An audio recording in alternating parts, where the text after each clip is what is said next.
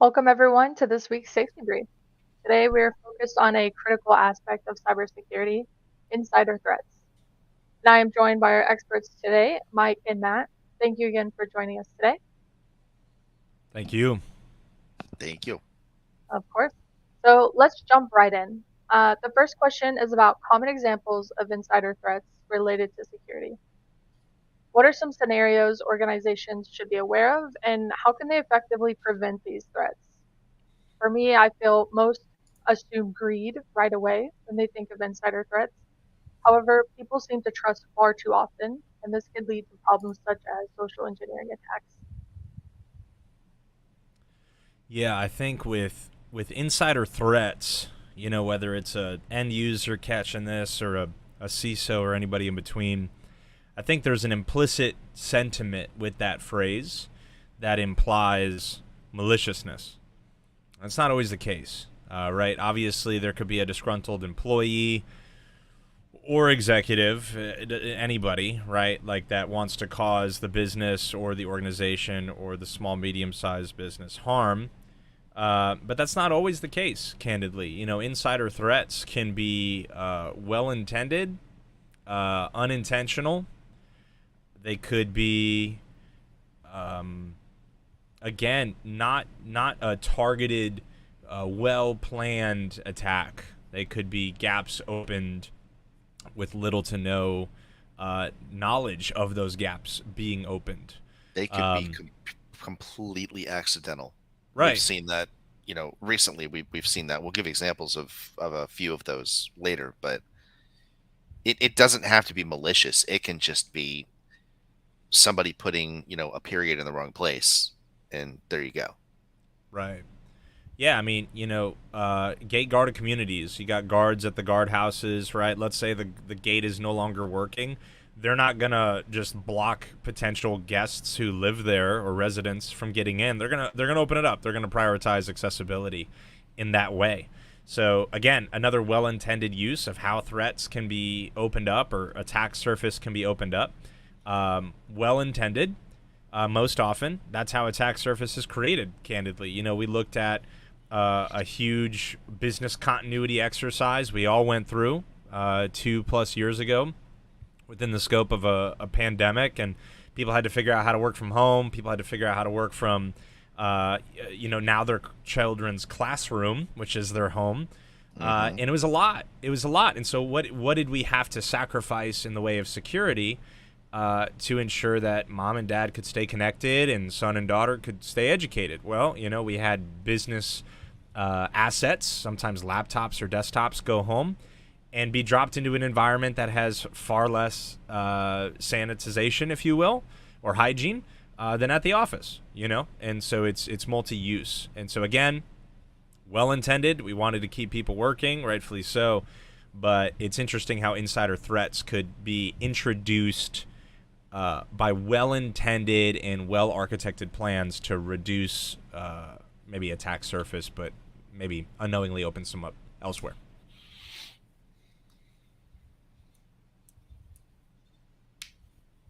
Matt, anything from you on this?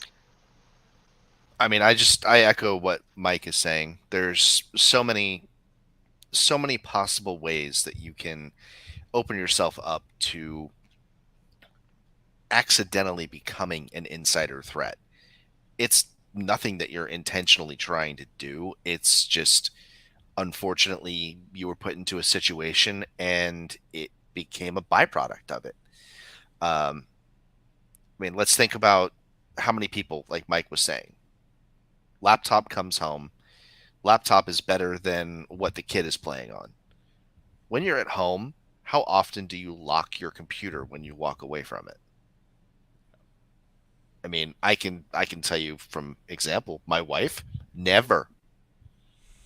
I mean, I can walk over there and because she has a Mac, the thing stays open for like 20 minutes if she walks away from it.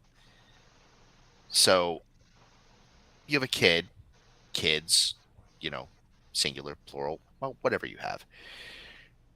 They don't like their tablet because it's not strong enough to play their games. If they're even remotely inclined and knowledgeable, you could end up with something installed on your machine that you were not aware of. You come back to the machine, they're sitting there playing a game. Well, if that game has any kind of social interaction in it, kids don't really have a filter. The first thing you're going to say is, I'm playing on my mommy and daddy's laptop. It's their work one. It's really nice. Oh, well, you know what I'm going to do as a threat actor? I'm going to start probing for information. I mean, there you go. You've got somebody on a laptop that has information.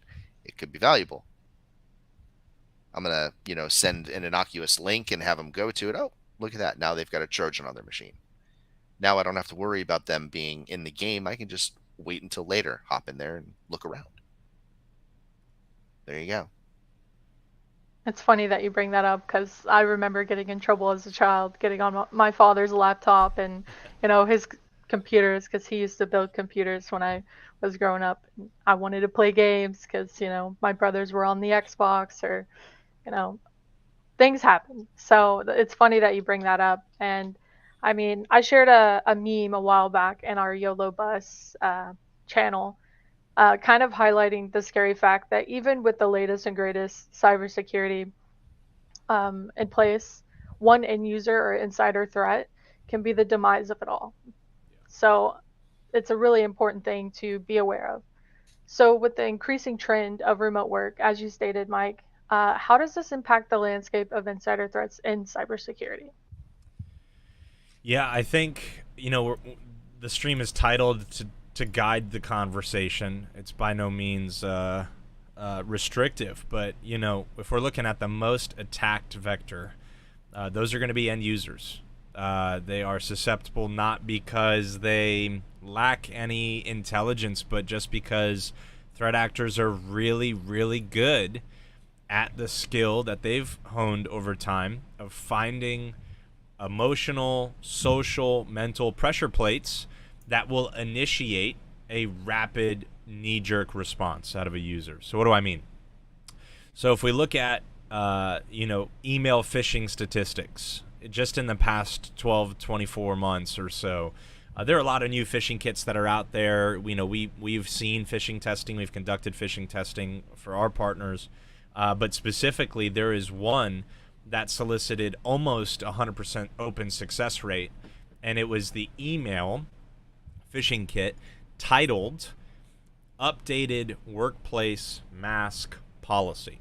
Okay? Mm-hmm. So what is this? What are we saying when we say this had like a 85, 90% open rate? It's that we as humans are susceptible to knee-jerk responses. Okay? So if you get an email from what seems to be a legitimate sender, that's somebody you're expecting to hear from via email, and you get something like that, you're going to open it immediately, whether you're on the mobile element, if you're on a tablet, if you're commuting, or even driving home, right? Like, you're not supposed to be on your phone while you're driving. Some people still look, and they'll look at the notification, and, oh, man, I really want to read that email. I'll catch it at the next red light. And it evokes a response. And we are emotional beings. It's what it is to be human. So I'm not necessarily demonizing that as much as these threat actors are incredibly crafty at knowing how to initiate a human response to a certain provocation, right? And so with end users being the most attacked vector, working from home, you get an email from a coworker, you can't maybe turn to your left or turn to your right and say, did you send this? There's just this instinctual check that would normally take place in the office. Or if, hey, we're all grabbing lunch at the same time and you hear about this HR survey that's coming out. All right, I've been talking about it. Everybody else is expecting it, whatever. So when that lands in your mailbox, you're expecting it. There's less connection and communication now with remote workforces, specifically those that are distributed. Maybe they got multiple sites, multiple offices. So people are maybe less in tune with validating the information that they're getting. Now let's translate this really quick to an incredibly relevant topic that I'm sure everybody that is maybe watching this on various platforms but is in cybersecurity knows, this whole MGM debacle the past 2 weeks. How did this happen? Right, we're not going to unpack it fully. This isn't going to be an exhaustive deep dive into the what could have beens and what ifs, but there was a well-intended IT support technician who received a phone call that sounded to be legitimate. and this was an end user or executive or whoever it was in need of support. So what do we have immediately? We have pain. Pain being articulated to a person whose role it is to eliminate that technical pain as a help desk analyst. That is their job. That is what they find fulfillment in doing. That's what they're skilled at doing. And they are well-intended. So, oh, yeah, I'm absolutely going to help you get back to work. That's what I'm here for. I'm here to eliminate technology as a barrier. Mm-hmm. But again, we go back to the example about the email coming in at the office. The validation of that. Is that user legitimate? You know, we call into our bank, or even if you make an online e-commerce purchase, okay? If you call to even inquire about your order, they're gonna validate some information to authorize you and make sure that your identity is exactly who you're saying you are, right? So how do we translate this? Well, if you're watching and you're in any form of IT support role, how quick are we going to pick up the phone, or even a sales role? We'll play that note, right? You're going to take pride on picking up the phone and being available. What measures do we take to validate the identity of the person on the other line?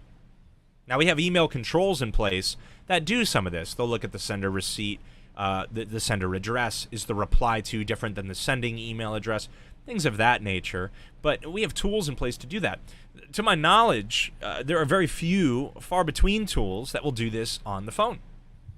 Whether it's at work with a VoIP phone or a soft phone, or on our own personal phones. Now, I know like certain brands and platforms have spam filtering and but now we're seeing this evolve into text message, right? Mm-hmm. Well, if the phones are being filtered, the calls are being filtered from a malicious number, what if I could just craft a text message in such a way that I don't even have to look right, but in the preview screen on my mobile device, it's enough to hit a pressure plate, to provoke an end user, to make an action that may or may not open up a gap.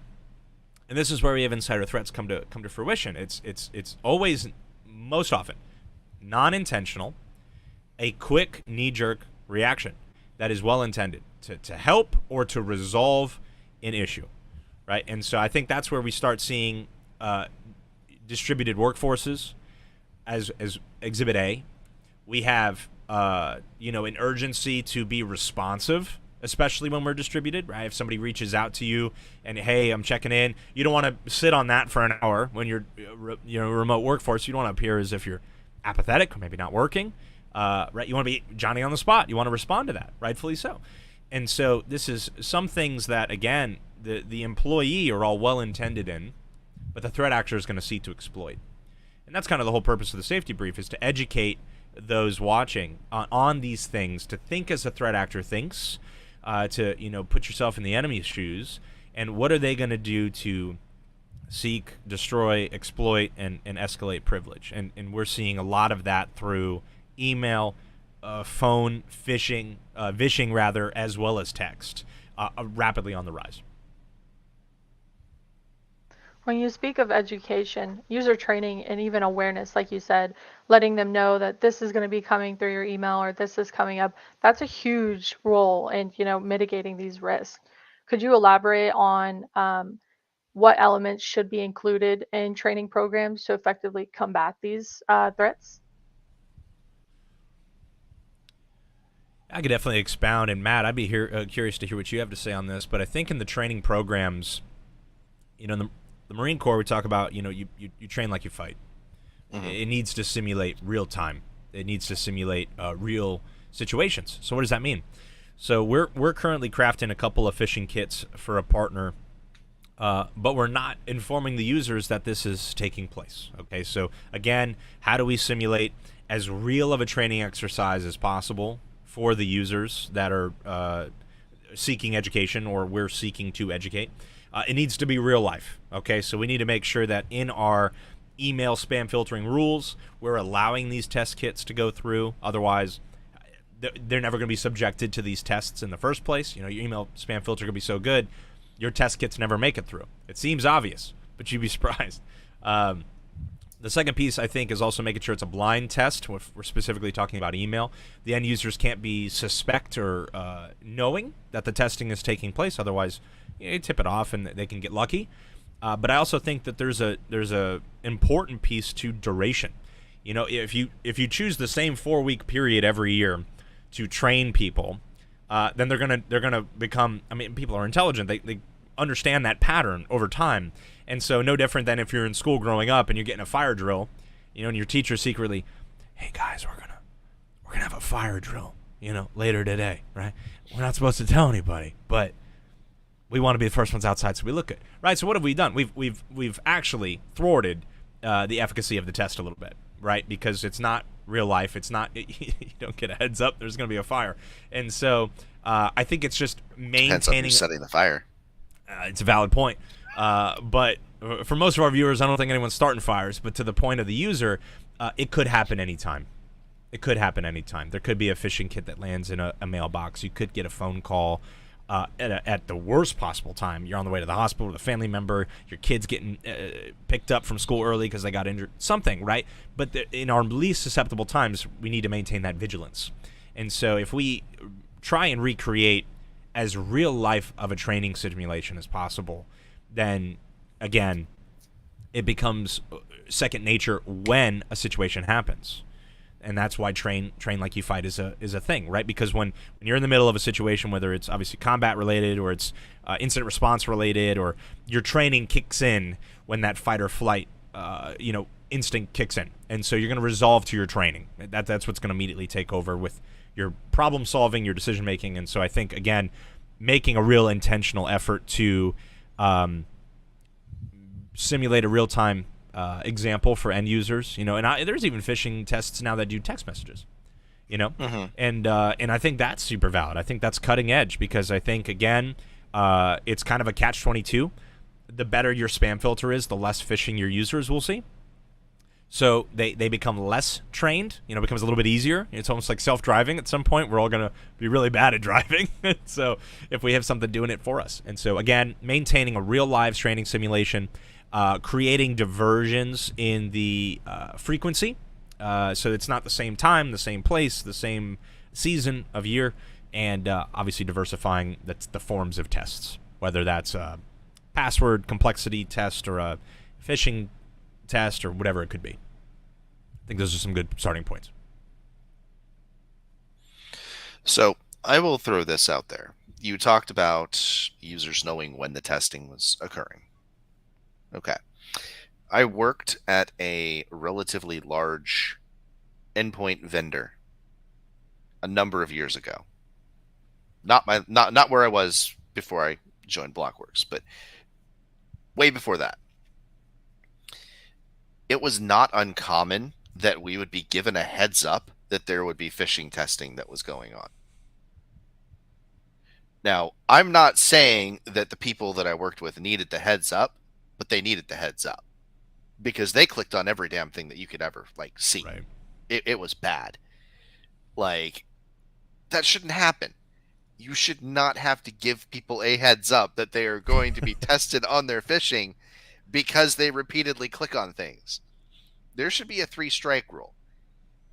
You know, after you reach 3 strikes, you're given a Commodore 64, and that's what you're allowed to work on from that point forward.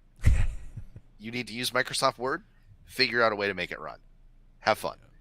You are now going to be much safer for the company. You're not going to have any risks. But it was a regularly occurring thing. Now, I also worked, in my prior role with a company that did ongoing phishing testing. The security team was pretty amazing when it came to, what they did. They never told anybody that it was coming. They would send emails out that honestly looked legitimate. And the goal was to see, how many people they could catch. There was no penalty if they caught you with it. It was education. It was to show you the differences in how these things could be sent. So, there's different ways to actually look at how you do that. But if people want to understand how phishing actually works and understand what goes into crafting a phishing campaign, I'm going to need you to get on GitHub and look for a thing called PyPhisher. You can run and simulate your own phishing campaign to see what exactly it looks like. what goes into it, the process that they're doing, what you can include in the kit. That's one of the best ways you're going to learn. Getting the simulated emails is great, but when you start to get enough of them, you notice a pattern. You notice the keywords that they're putting in there. You notice how they're wording things, because it's always somebody that's writing it. The writing style isn't going to change. Now, they could start using ChatGPT and ask ChatGPT to, create it a phishing email or create the content of a phishing email.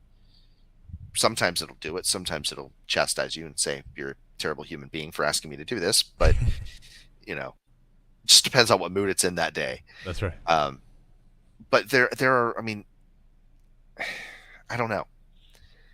It boggles me that there are still, in this day and age, people that will click on an email from somebody they don't know that has a link in it. We're told don't take candy from strangers, right? Don't talk to strangers, don't associate with strangers, run away, stranger danger. That's the same approach we should take to our email. That's the same approach you should take when you get a phone call. I'm not going to lie. If my phone rings and it's a number that doesn't have a name associated with it, it goes to voicemail. I'm not answering you. I don't care who you are. You could be the president. You're getting voicemailed. Text me, leave a message. I'll think about calling you back. Those that need to get in touch with me have given me their number ahead of time. It's saved, and I know who's calling me. Those are steps that you can take to help keep yourself safe. If you don't know who it is, don't give them any information. If the first thing they do is ask you, what year did you graduate high school? Man, just hang up. Okay? Just hang up. If they ask your dog's name, hang up. If they're so brazen to say, what's your grandmother's maiden name or your mother's maiden name? Dude, there's no saving you if you give them an answer to that. I'm sorry. Yeah. But these are things you got to look for. People are going to drop these kinds of things into conversations with you. They're trying to get the information. The best one that I've seen, people putting up all of these stupid polls on Facebook. What's your favorite food? What's your favorite color? Do you guys not realize those are the same questions that almost every banking institution is asking you for as a security question? Yeah. And you're just over here sharing it on Facebook trying to show how cool you are. Yeah. No. It's good to think that anything like that is a form of recon. They're trying to gain that information, and I love that you brought up, social media and like your phone numbers and stuff, because I feel like social media is a huge role that made everyone think like, oh, someone's calling me, I have to answer. Someone sent me a friend request, I have to approve it. For me, Yep. I am very strict on who is allowed to follow me, who's allowed Yep. to see anything on my profile, and if I even have a profile on certain, platforms. So I think, even on a personal level, rather than, corporate, you really have to think on what information you're putting out there and how you're putting it out there. So I love that you brought that up. And I actually worked somewhere as well who had a phishing campaign, gave out warnings. And like you said, I love it. yeah, gave out warnings. So everyone knew it was coming on that day. It wasn't a week. It wasn't a 3-day period. It was, Good Lord, they there's an broke it down email to coming. the day. Yes, it was, there's an email coming this day. And I'm not going to name names or, companies, but someone next to me said, I got an email and I'm not sure who it's from, but I think I should open it. And me, having a little bit more education, I told her, hey, we have these, campaigns coming in. I wouldn't touch it. Like, Yeah. just don't touch it. If it's important, it'll come again or someone will bring it up. Don't Yeah. even worry about it. And what did she do? She opened it. And to my surprise, there was no markup. There was no, any kind of talk or anything. It was just like another number added for them to count.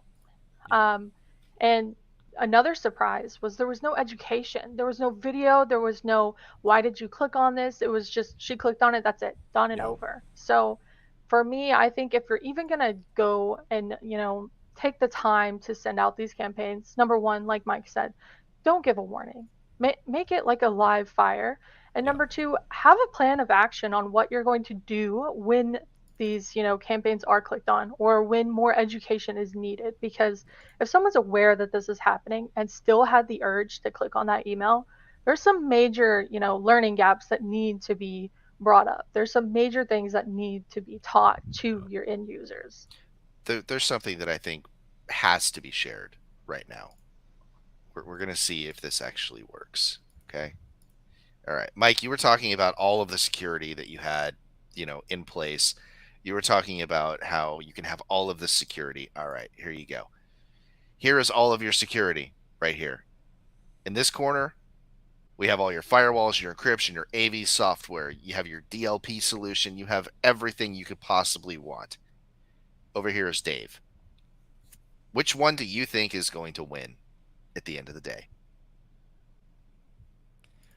So that's profound because it is comics, man. I tell you, it's in a profound way of communicating messages. But the reality for cybersecurity implementers today is you can have millions of dollars of security controls perfectly implemented in place, and this is why we've reached the most attacked vector is the user. Elizabeth needs to share her picture. Yeah. Yeah, She the really end does, user. 'cause The end user. That being that targeted. is MGM right there. Like Yeah. 100%. That is MGM. That's the meme I brought up earlier. I actually Yeah. tried sharing prior to going live, but for some reason mine wouldn't share. Yeah, So- yeah. No, it's see if I can incredible. Get it. Give me a second here. But yeah, this is the photo We'll that do I was speaking one more about. show and tell for you guys because I believe this outlines everything that happened with MGM in a nutshell. All right. You've got change the M to B because it's a multi-billion corporate cybersecurity spending budget that they theoretically could have Yep. with how much money they bring in. All this suit of armor, all this protection. And then you have one user with local admin rights that opens an email attachment, which is the arrow that goes in, the only perceptible Yeah. vulnerability that you could ever find on that suit of armor. Yeah. Yep. That's kind of But how it it works. cascades, right? You know, It really like does. at the range, you go to the range, it's aim small, miss small.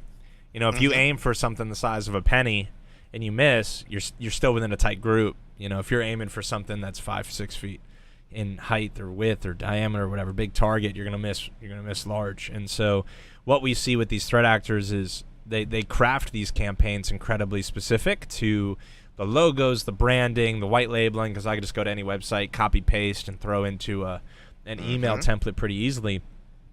But this comes back to where we talked to and alluded to earlier in the discussion today about OSINT, open source technology, and or open source information, where most, if not all, people post on social media thinking that it's solely their followers or solely people they know that have access to this information. But I can't tell you what a bedrock of OSINT that LinkedIn is for information. 100%. Because if I see your title, your company, your coworkers, your first name, last name, your photo, and all these things, and I love and shout out everybody on LinkedIn that calls attention to their family or their significant others, but all it takes is a copy-pasted photo of a significant other or someone you care about into an image that looks like a potential police report that says there's been an accident, a car crash.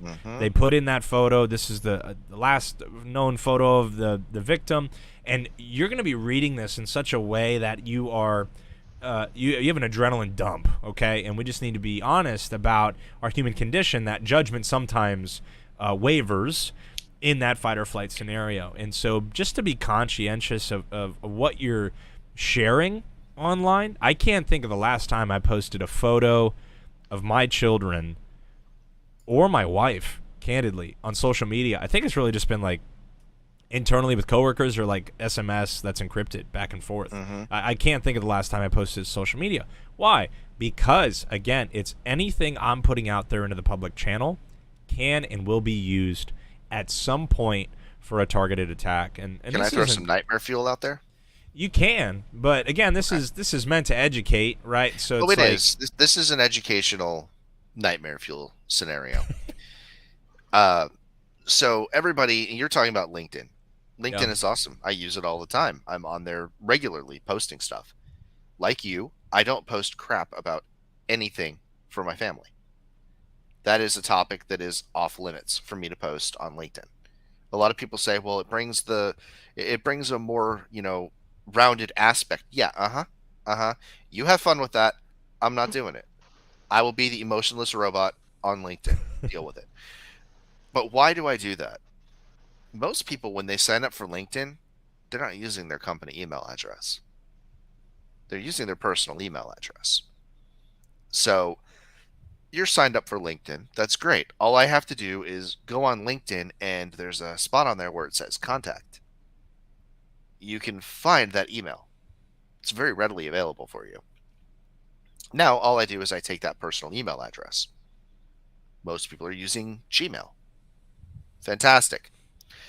There is actually a lovely utility, again, it's in Python, that I can go over. I can toss that email in there, and I can find every account that you have that is associated with that email address. Even more fun, if you happen to have an Instagram account that is linked to that, I can download every image that you've posted. I can download every story you've posted, every video you've posted. You do not have to have permission to go in there and see their account. You can pull everything. The API is not secure. So you're talking about how it's, there's plenty of ways to get fuel to be able to do deep fakes, to be able to exploit the emotional vulnerabilities that we as humans inherently have. Right. There you go. That's the easiest way. And it is something that is very commonly leveraged.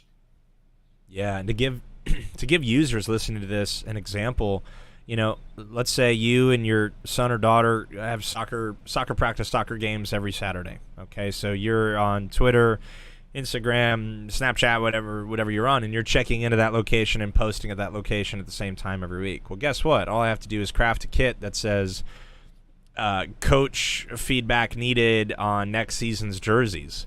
I craft a kit, I send it to you Saturday night as soon as the game's over, and you're like, oh, great, this looks great. Let me go ahead and sign up. The game's just the game that just won the game, and I'm on top of the world because my son or daughter did good, and right, so I click it, username, password, boom. I don't even know what I did. And then like after the game, we're just talking, and we're just like, hey, coach, I'm glad you sent the uniform sign-up sheet out. And he's like, what are you talking about? I've been coaching the whole game. And nobody connects that it makes no sense that email came in at the same time that event was taking place. But it's like, and then you just sit there, and it's almost like helpless sinking feeling that you may have very much given access to something that you didn't know, right? See, what happened there was the coach set it up to where he crafted Automated the email send. and used Outlook's ability to send later, just to mess with your minds. Yeah, no, the coach isn't going to do that. But again, the point of that topic being brought up for me is a lot of this can be warded away with common sense. Just a second set of thought or validation. Matt, earlier you talked about, your significant other or somebody in your family texting you or calling you. You see the contact. Well, we have SIM swapping now as an incredibly more common than people think. I still think SIM swapping right now is people's like, it don't ever happen to me. But as more phones go to strictly limited to SIM, like eSIM, where it's easier to masquerade, they don't need a physical SIM card in their phone or a physical token from their carrier to validate that that's their number. It's easier to impersonate. So if I get a text message from my significant other, what level of suspicion am I going to have? If it shows up green, a whole lot of suspicion. Well, but again, there's small indications like that. Correct, that's good from like an Apple to Android user. But again, there's we in a zero trust model, we need to assume that the attack can come from anywhere at any point from anyone, even trusted contacts. And so, because again, we look at what we see as insider threats constantly happening as a person of position or authority at an organization, their account is compromised. And they have how do you say, influence in the organization. They have power, they have jurisdiction to send emails out, request tasks of people. And so that's why you're seeing left and right these business email compromises, that an email came from a C-level exec or a director level to administrative assistant, associate, analyst, end user help desk, whatever it is. Hey, in a meeting, need you to wire this money, need you to purchase this thing to this person as soon as possible, very urgent. Who, like percentage-wise, let's just be candid here. We're going to exercise some candor. Who is going to say, hold on, boss man, boss lady, whoever it is, supervisor, can you please validate this, this, and that? Not many would have the gusto to do that. But what are we doing when we, and it seems like questioning, and it's not, it's validation, right? So again, no different than what the bank does when you call, no different than, whoever it is that you're calling. There is importance in taking 2 minutes or less, 120 seconds, to just validate any request you're being given or information you're being passed. And that could be a physical, hey, does this sound right? Even just turn to your person at home. Okay, so if that's like, if you're at home, you're working remotely, and it's just a significant other, hey, does this sound right? Because again, it's two heads are better than one. Does this sound right? Does this sound like something? Have you ever seen anything like this before? Right? So no one's going to get fired for not responding in 30 seconds. Okay, so I'm talking up to 120 seconds. Execute some judgment. Let the clouded maybe fog of war kind of fade, and just exercise some caution. Because if it doesn't smell right, doesn't look right, it may not be right. And whether that's your cousin in Nigeria or Kazakhstan emailing you about your gold inheritance that you're now entitled to, or your coworker asking you to purchase lunch for the team at this link. Hey, can you process lunch for the team on this Grubhub order? It's grubhub.co, not com. Right? And it's just, again, looking at this stuff and just exercising. My recommendation is 120 seconds of common sense can go a long way and save millions. I'm not even mincing words. Millions. But we just need to have the discipline to know that is, you're protecting your own job, your own company when you do that. And it needs to be more common. The other thing that I would recommend is when we have a large scale security incident that occurs, the number one thing that I see is everybody and their brother, their cousin, their uncle, their relative that they haven't seen in 45 years comes out trying to sell you on something about how they have the solution to all your problems. They don't. When the MGM thing occurred, the first thing I saw was everybody coming out saying, well, if you were using our zero trust solution, this wouldn't have happened. That's a load of crap.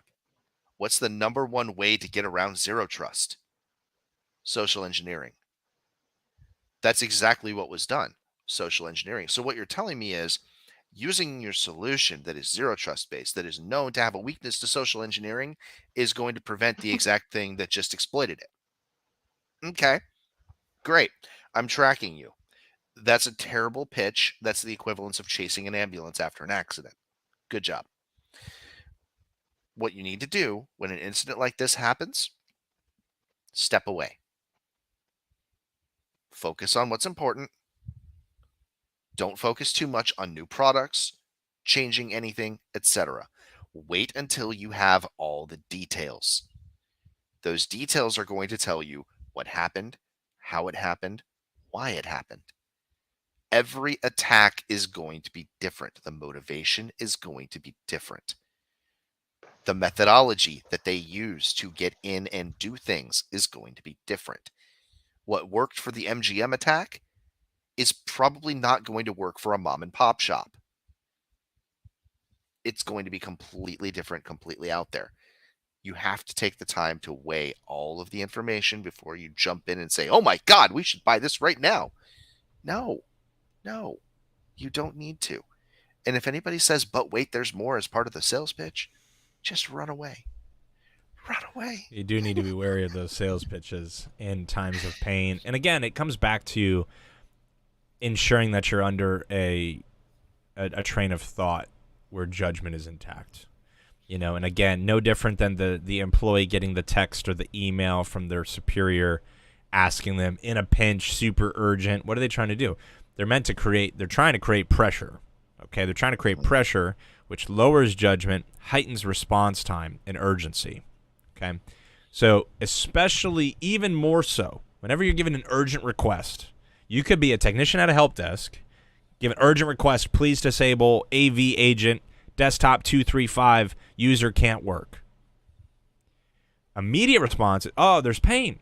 Again, no different. There's pain, I need to resolve, go in, disable.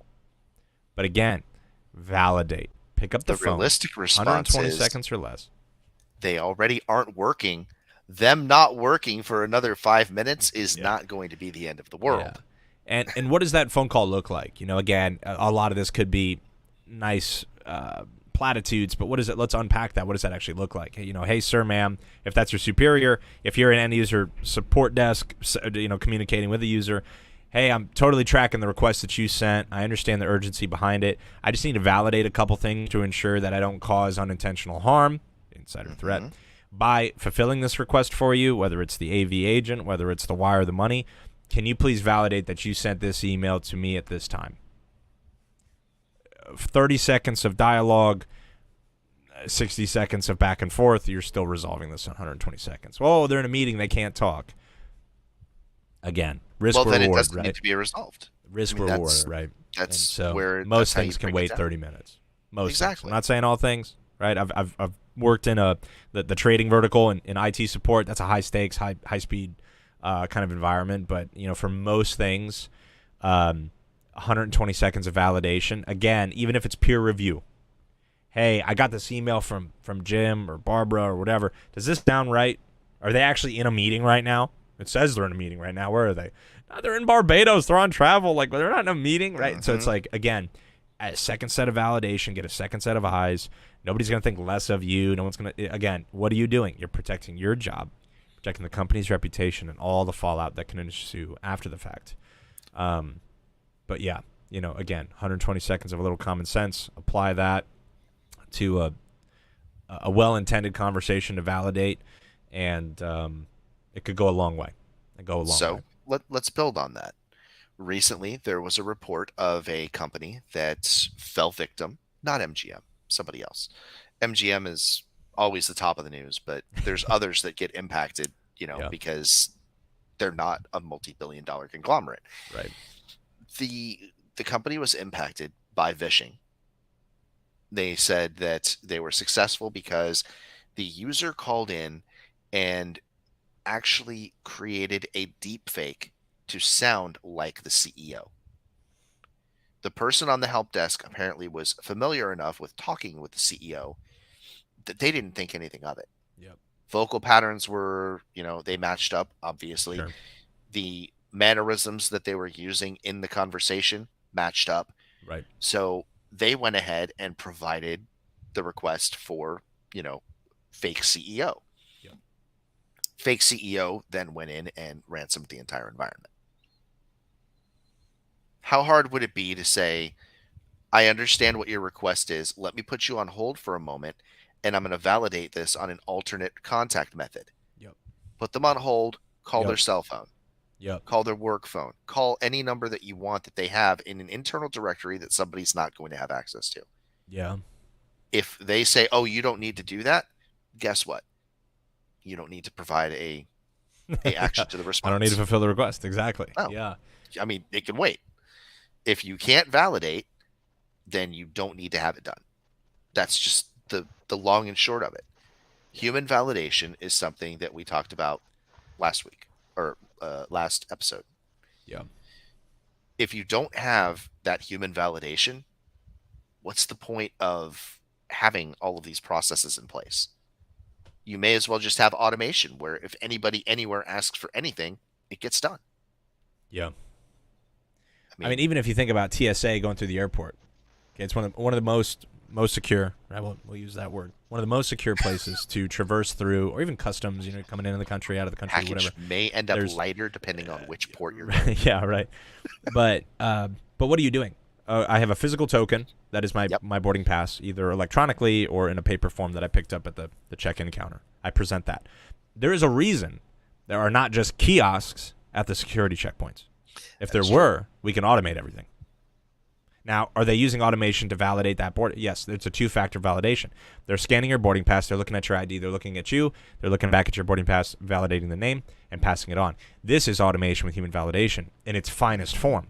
People say, well, no, I take security tools and I deploy them, and they're sufficient on their own. It's not the case in the most secure places in this world, so how could you think that tools or automation alone? You think the $5 per machine thing you bought on a Google ad is more secure than... I'm not saying TSA is impeccable, but I'm saying they're doing something right. There's something to emulate here.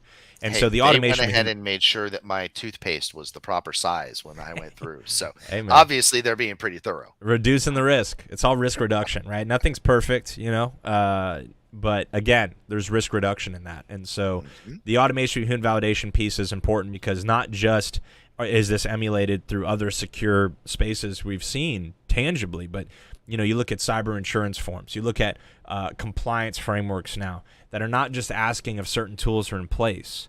They're asking if the tools are in place, professionally managed and monitored. And that is something we didn't see 3, 4, 5 years ago, right? So like on the forms, on the questionnaires, if you will, to seek coverage, it was, do you have AV? Yes, no. Checkbox. Right? There was no validation or proof you had to Now provide. It it's was a lot more detailed. right. And now it's 2 years ago, it was, do you have EDR? Oh, a new 3-letter acronym. Yes, I do. Now it's insurance companies are candidly saying, I'm still paying out on claims where people have said they have AV and they said they have EDR. So what are they going to have to do? They're going to have to increase the scrutiny to ensure that they can still run a profitable business as anybody needs to. But again, the point is that the key is automation and human validation. At the end of the day, the end user was hired because they are incredibly talented, skilled, and their God gift in calling to that job. Ultimately, for most people, it's a generalization, but for most people, Jim is a plumber because that's what he's incredibly talented at. I have no aspirations to do plumbing, and I would do a terrible job at plumbing, right? It'd be big problems. Why? Because that's his gifting or her gifting, whoever's in there.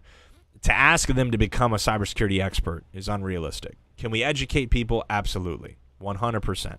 And I'm not undermining that point, but it's certain limits we have to not demonize the users, but rather be better about the controls we deploy. And how does that happen? Automation with human validation. You get best-in-breed endpoint, edge, cloud, email security tools that are doing the right things, but we also need eyes on glass to be that TSA agent, to look at that boarding pass, scan it, validate it, look at who's in front of me, and then allow them through.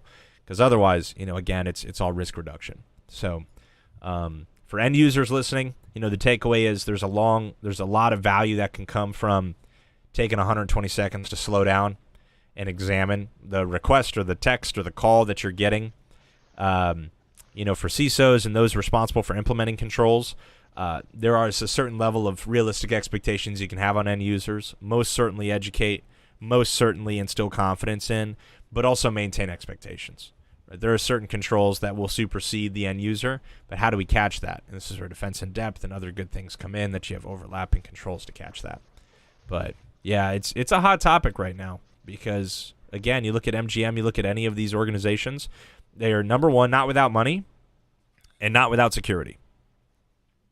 And if they could be compromised, it ought to inform, not through FUD, not trying to put in fear, uncertainty, and doubt, but it ought to inform others to say, how am I leveraging security today, and how can I learn from, it'll be somebody else in 3 weeks, whatever event, but how can I learn from this, reduce my risk, and just take a nugget of wisdom from this event and turn it into a winning and learning moment.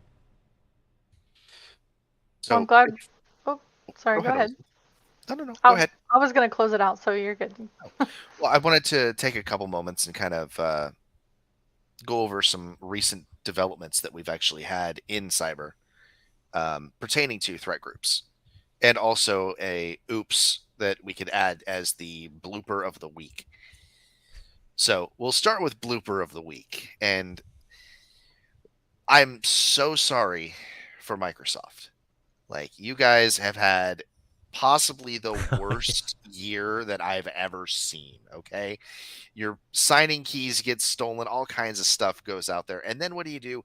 You dump 38 terabytes of internal information to a public drive. That's a true story. That is just, that's a true story. You can't make this up. It had internal signing keys, internal conversations, all kinds of other stuff. And then before that, what happens to them? A court hearing that Microsoft has ends up getting flagged as public. Not only does this, go public, but it talks about future IP of the company in the court case. Games they're developing, new controllers they're developing, the new console they're developing. Like, Microsoft has not had a good year. Yeah. All right. The 38 terabyte dump, that's just the cherry on top of the cake. I'm sorry. That should never happen. Again, validation before you hit publish. There you go. Yeah. Now, the other one that's less happy, there was a poll sent out after the MGM situation because MGM still has not paid the ransom. MGM is still down. MGM is still trying to rebuild all of their stuff. Spoiler, ain't going to happen. They are in a world of hurt right now. Because of this, Lockbit, which is the most prevalent ransom group that is out there, sent out a poll to their members. I'm sorry, not members, associates, as they call them. Their associates were asked what method they would support in the future as far as how to handle ransom. Well, one of the team, I can't remember what it is. It's an affiliate of theirs. Came back instantly and responded that they would be using the second option. The second option states that they will look at the total revenue of the company over the last year. The minimum ransom payment will be 3% of that total revenue of the company. Or the maximum payout for their ransomware insurance, if they have ransomware insurance. Now, this gets a little bit worse. They added a little caveat to the end here. If they do not receive what they are asking for in terms of payment, there is no negotiation. All your stuff is gone. They said that they will no longer hold the data. They will delete the data. They will then nuke every one of the hard drives that they have the ransomware on. Think about that. No more, well, we'll give you a discount so you can get your data back. It's you pay, or you better hope you have a really good backup solution because you're going to need it to rebuild your entire environment. Right. This means catastrophic reputation damage, catastrophic financial damage. They're not going to be targeting, Joe, Dave, Mary, Sue, their basic machines. They're going to be targeting critical infrastructure for you. Which, fun fact, on cyber insurance, like cyber insurance policies or cyber liability coverage, there is a specific, there's buckets effectively, right? So I'm not an insurance agent, so any insurance agent watching this, I'm not, you are the master of your court, I'm not. But specifically, I know that there are buckets where up to $80,000 for forensic coverage, up to $250,000 in ransomware coverage, up to $55,000 in media retention coverage. So like just communicating and getting PR and getting newsletters sent and notifications to internal partners and customers who may have received an email. But here's the catch. That policy caps out at a certain amount. So a lot of people review this policy and they see I have $50,000 for forensics or $80,000 for forensics, $250K for ransomware. It could max out at $300K. And that's where, a lot of people, I just encourage, review your cyber liability coverage, look at those policies, understand what you have been sold and you have purchased so that you understand where your gap is. Again, this isn't knocking insurance, but it's just another educational note.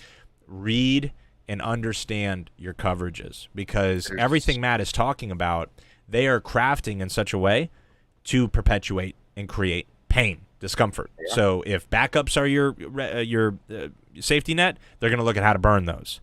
If your insurance payout is going to be your safety net, they're looking at how to burn those.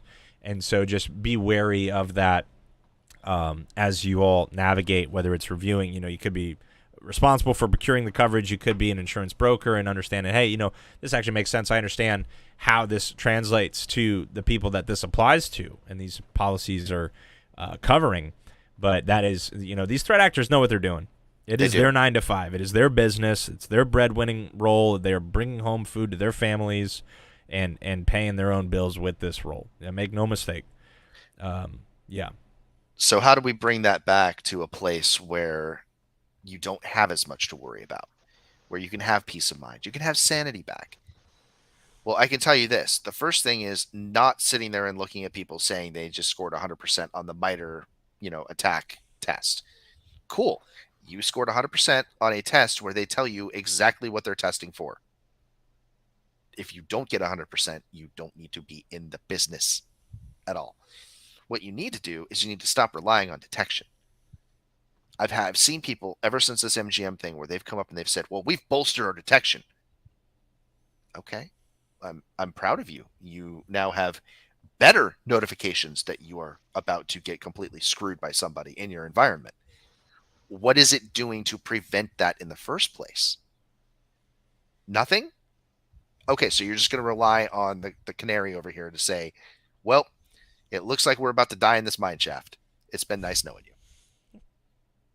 I mean, personally, I would rather have something that yells and says, hey, this thing tried to get in.